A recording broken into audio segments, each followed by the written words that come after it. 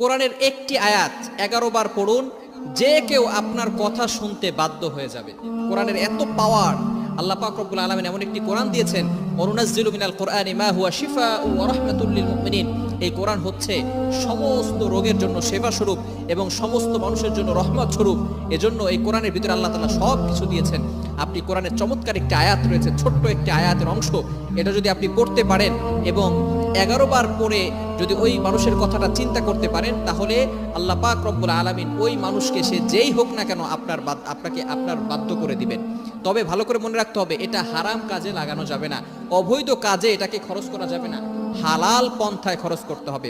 অনেক পিতামাতা পেরেশান হয়ে গেছে যে সন্তান কথা শুনে না, সন্তান পিতামাতার বাধ্য হয় না। অনেক সময় দেখা যাচ্ছে যে মেয়ে খারাপ কাজ করতেছে, ছেলে খারাপ কাজ করতেছে, কিন্তু মা বাবা কিছু করতেও পারতেছে না। এজন্য পিতামাতা যদি এই আয়াতটি 11 বার পড়ে, তাহলে সন্তান তার